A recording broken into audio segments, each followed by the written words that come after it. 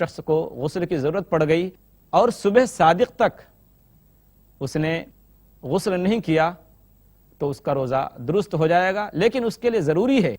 کہ سورج نکلنے سے پہلے ضرور نہا لے، ضرور غسل کر لے، ورنہ اس کی فجر کی نماز قضا ہو جائے گی اور اس کو گناہ ہوگا۔ اس کے ساتھ ساتھ روزہ دار اگر تھوک کو اپنا نگل لیتا ہے تو بھی روزہ دار کا روزہ نہیں ٹوٹتا ہے۔ ابن عباس رضی اللہ تعالیٰ عنہما اور اکرمہ رضی اللہ تعالیٰ عنہ کا یہ قول ہے کہ الصوم مما دخل ولیس مما خرج،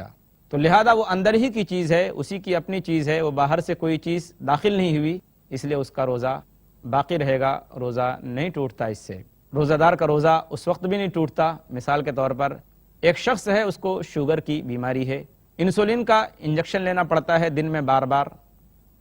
تو ظاہر بات ہے اگر اس کو تکلیف نہ ہو تو رات کو انجیکشن لے، لیکن اگر اس نے دن میں انجیکشن لے لیا تو بھی اس کے روزے پر کوئی اثر نہیں پڑے گا۔ مثال کے طور پر ایک شخص ہے، اس کو سردی ہو گئی یا سر میں درد ہے جس کی وجہ سے وکس یا اور کوئی دوا اپنی پیشانی یا ناک کے اوپر اگر ملے تو اس وقت بھی روزہ دار کا روزہ نہیں ٹوٹتا اور نہ ہی روزہ مکروہ ہوتا ہے۔ اس وقت بھی روزہ دار کا روزہ مکروہ نہیں ہوتا۔ مثال کے طور پر کوئی ایسا بیمار ہے جس کو سانس کی تکلیف ہے، سانس کی بیماری ہے، اور وہ انہیلر کا استعمال کرتا ہے، آلہ تنفس کا استعمال کرتا ہے، تو کیا اس کا روزہ ٹوٹ جائے گا؟ جی نہیں، ایسے شخص کا روزہ بالکل نہیں ٹوٹتا، کیونکہ جس انہیلر کا وہ استعمال کر رہا ہے وہ غذا کی چیز نہیں ہے، بلکہ وہ ہوا کی نالیوں کو صاف کرتا ہے، اور پھر اس طرح سے مریض کو سانس لینے میں آسانی ہو جاتی ہے، اس کو کوئی تکلیف نہیں ہوتی، اور نہ یہ کوئی غذائی چیز ہے، نہ کھانے کی چیز ہے جس سے اس کا روزہ ٹوٹے۔ اس لیے اگر سانس کی کسی کو بیماری ہو اور وہ انہیلر کا استعمال کرے تو اس سے اس کا روزہ نہیں ٹوٹے گا۔ اسی طریقے سے روزہ دار کا روزہ اس وقت بھی نہیں ٹوٹتا کہ اگر کوئی روزہ دار اپنے داڑھ کا علاج کروا رہا ہے، شدید دانت میں درد ہے، ڈاکٹر کے پاس علاج کروانے کے لیے گیا اور ڈاکٹر نے سن کرنے کے لیے دانت کو یا داڑھ کو انجیکشن لگایا، تو اس صورت میں بھی اس کا روزہ نہیں ٹوٹے گا، البتہ دوا یا خون آدمی نہ نگلے، کیونکہ دوا یا خون اگر نگل جاتا ہے اس حال میں اس کا روزہ ٹوٹ جائے گا۔ اس کے ساتھ ساتھ روزہ دار کا روزہ اس وقت بھی نہیں ٹوٹتا اور نہ روزہ اس کا مکروہ ہوتا ہے جب اس کا خون لیا جائے، خون کا عطیہ لینے کے لیے یا پھر خون ٹیسٹ کے لیے خون لیا جائے، دونوں صورتوں میں روزہ دار کا روزہ نہ تو مکروہ ہوتا ہے اور نہ اس کا روزہ ٹوٹتا ہے۔ اس کے ساتھ ساتھ عورتیں اگر روزہ رکھ کر مہندی کا استعمال کرتی ہیں یا میک اپ وغیرہ کی چیزیں استعمال کرتی ہیں، ان چیزوں سے بھی روزہ مکروہ نہیں ہوتا اور نہ روزہ ٹوٹتا ہے۔ اسی کے ساتھ ساتھ اس وقت بھی روزہ نہیں ٹوٹتا، خاص طور پر وہ عورتیں جن کو کسی ضرورت کی وجہ سے جو کھانا وہ پکا رہی ہیں اس کھانے کو چکھنے کی ضرورت پیش آئے تو اس سے ان کا روزہ نہیں ٹوٹتا۔ ابن عباس رضی اللہ تعالیٰ عنہما کا قول صحیح بخاری کے اندر موجود ہے کہ لا بأس ان يتطعم القدر او الشيء،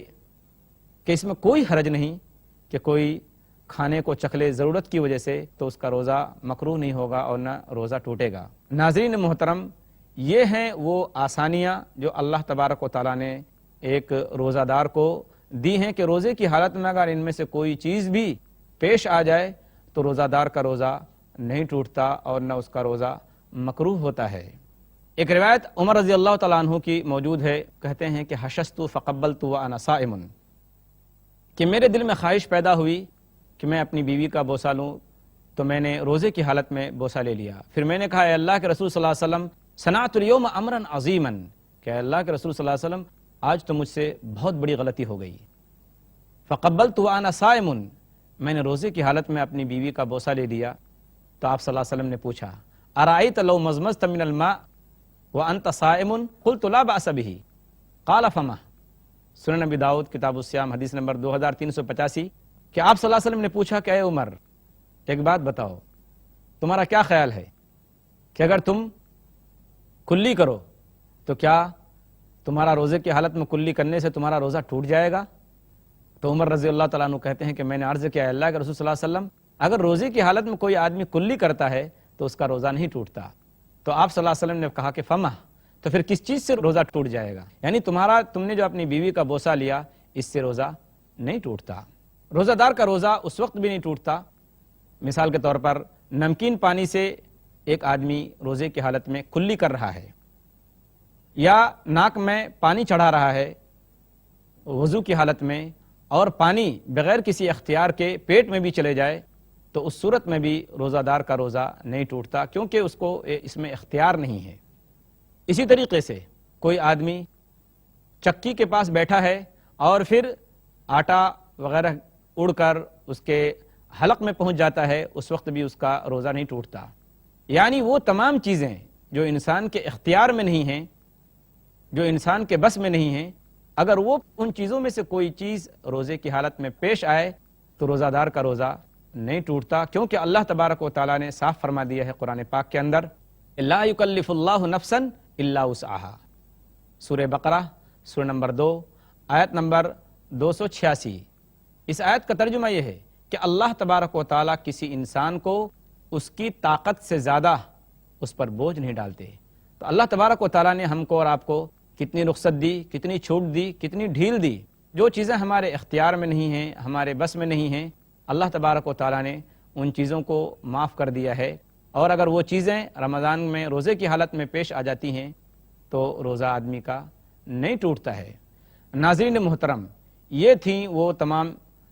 رخصتیں اور وہ تمام چھوٹ جن کی اللہ تبارک و تعالیٰ نے ہم کو روزے کی حالت میں اجازت دی ہے۔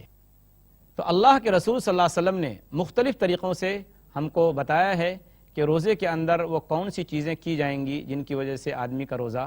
نہیں ٹوٹتا۔ ناظرین محترم، ہم اللہ تبارک و تعالیٰ سے دعا کرتے ہیں کہ اللہ تبارک و تعالیٰ ہمیں روزے کی ان رخصتوں سے فائدہ اٹھانے کی توفیق عطا فرمائے، اور اگر ہمارے روزوں میں کوئی بھول ہو یا کوئی غلطی ہم سے ہو جائے تو اللہ تبارک و تعالیٰ ہماری غلطیوں کو معاف فرمائے، کیونکہ اللہ تبارک و تعالیٰ نے ایک جگہ صاف صاف فرما دیا ہے کہ فاتقوا اللہ ما استطعتم، کہ اللہ تعالیٰ سے جتنی تم طاقت رکھتے ہو، جتنی وسعت رکھتے ہو، جتنی تمہارے اندر صلاحیت ہے، تم اس کے مطابق اللہ تعالیٰ سے ڈرو۔ تو اب اگر ایک آدمی اللہ سے ڈر کر، اللہ کا تقوی اختیار کر کے ان چیزوں کو اختیار کرتا ہے اور یہ چیزیں آپ سے آپ آ جاتی ہیں، تو ایسا شخص اللہ کے نزدیک معذور ہے، اور ایسے شخص کا روزہ اللہ کے نزدیک مقبول ہے، اور اس کے روزے کے ثواب میں ذرہ برابر کوئی کمی نہیں ہوگی۔ سجدہ شکر ادا کیجئے، اللہ تبارک و تعالیٰ کی تعریف اور بڑائی بیان کیجئے کہ اللہ تبارک و تعالیٰ نے ہم کو اور آپ کو تنگی میں، تکلیف میں اور پریشانی میں نہیں ڈالا۔ کیا دین لے کر آئے ہیں اللہ کے رسول صلی اللہ علیہ وسلم، سلامتی ہو اللہ کے رسول صلی اللہ علیہ وسلم پر، اور بے شمار درود و رحمت ہو، کیونکہ انہی کے ذریعے ہم کو یہ آسان اور مکمل دین ملا ہے، جس نے ہمارے لیے ہر موقع پر، ہر مرحلے میں اور ہر موڑ پر ہر طرح کی ہدایت اور رہنمائی دی ہے، اور ہم کو ہر طرح کی آسانیاں میسر ہو گئی ہیں۔ ہم اللہ تبارک و تعالیٰ سے دعا کرتے ہیں اور شکر ادا کرتے ہیں کہ اللہ تبارک و تعالیٰ نے ہم کو مسلمان بنایا اور ایسی امت میں پیدا فرمایا جس امت کا مذہب اسلام ہے۔ ہم آخر میں اللہ تبارک و تعالیٰ سے دعا کرتے ہیں کہ اللہ تبارک و تعالیٰ ہماری اور آپ کی تمام عبادتوں کو قبول فرمائے، اللہ تبارک و تعالیٰ رمضان میں ہونے والی کوتاہیوں کو معاف فرمائے، اللہ تبارک و تعالیٰ ہمارے ایک ایک عمل کو بے انتہا قبول فرمائے، آمین۔ وآخر دعوانا ان الحمد للہ رب العالمین، والسلام علیکم ورحمۃ اللہ وبرکاتہ۔